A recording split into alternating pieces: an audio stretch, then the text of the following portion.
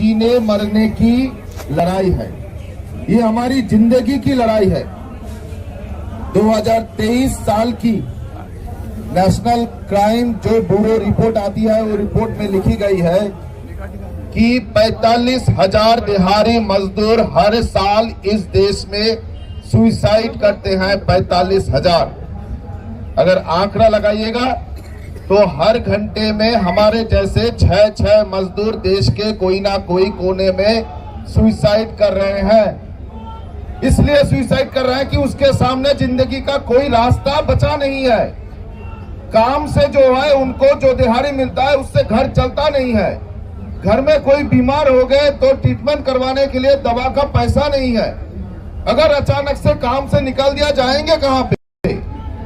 45,000 मजदूर में 67% है 18 से 45 साल के बीच में, यानी कि हमारे जैसे नौजवान मजदूर हमारे देश के सुसाइड कर रहे हैं। और देश के आला अफसर, देश के मंत्री, देश के नेताओं ने कानून बदल दिया। कानून कैसे बदला?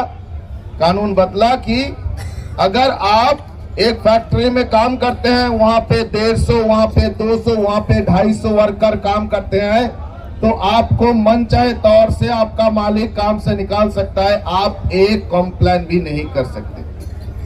बोल रहे हैं चारों ओर एडवर्टाइजमेंट आ रहा है। अब जो न्यूज़पेपर है, न्यूज़पेपर के फ्रंट पेज में किसके लिए बदला बताइए तो, कोई बता दीजिए।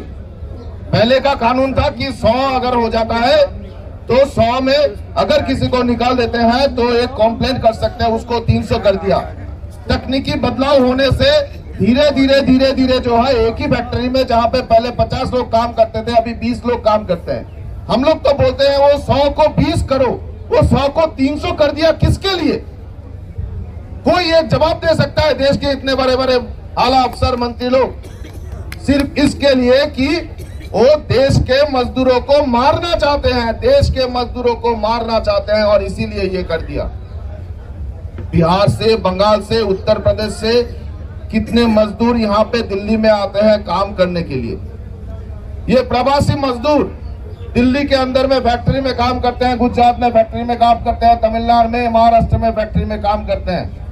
पिछले साल हमारे देश में 45,000 से ज्यादा मजदूर फैक्ट्री में एक्सीडेंट में मर गए। 45,000 से ज्यादा मजदूर फैक्ट्री में एक्सीडेंट में मर गए। कौन जिम्मेदार है? सरकार जिम्मेदार नहीं है। इंस्पेक्शन का एक प्रक्रिया था, कानून में बदल दिया, बोला इंस्पेक्शन भी नहीं कर सकते हैं। इंस्पेक्शन करने से सरकार से परमिशन लेना पड़ेगा, सरकार मालिक को बोलेंगे और उसके बाद इंस्पेक्टर जाएगा, उसका अधिकार खत्म कर दिया।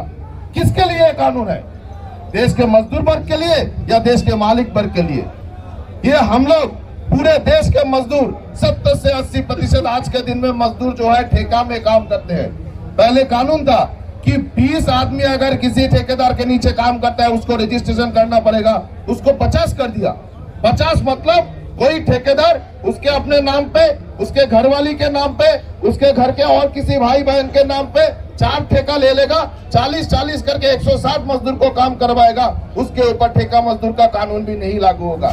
किसके लिए किया? देश के सरकार। हम गुस्से में हैं, हम दुखित हैं, हम पीड़ित हैं। हम जानना चाहते हैं कि ये कानून किसके लिए है। देश में ट्रेड यूनियन करने का अधिकार था 100 साल पहले, आज के दिन में, आजाद भारत में नहीं। 100 साल पहले 1926 साल में ट्रेड यूनियन करने का अधिकार हम लोग जीत के लाए थे ब्रिटिशों से लड़के। ट्रेड यूनियन रजिस्ट्रेशन करना नामुमकिन हो जाएगा। अगर सरकार के आला अफसर चाहेंगे तो रजिस्ट्रेशन कर पाएंगे, नहीं तो रजिस्ट्रेशन नहीं कर पाएंगे। मजदूर का अधिकार है हड़ताल करना।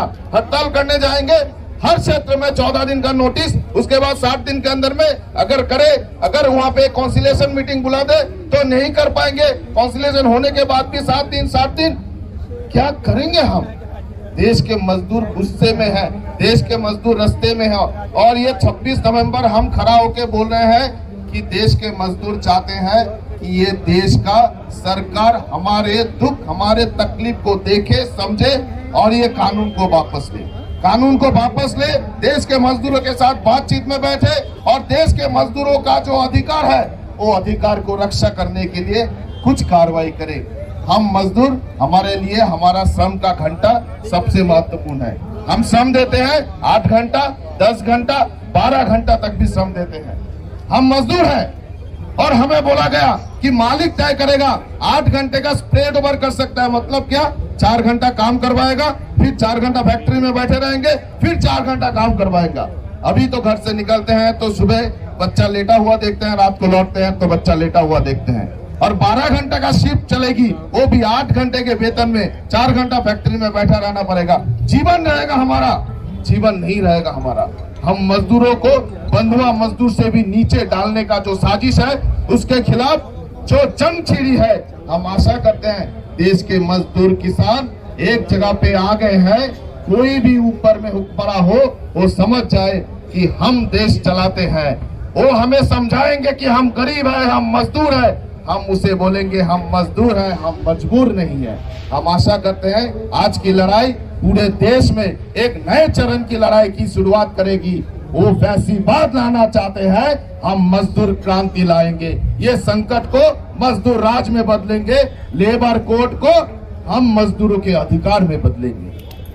ये सब के लिए CI2 की तरफ से देश के मजदूर जो ताकतें हैं और किसानों के तरफ से ये आने वाली लड़ाई के हमारा पैगाम है।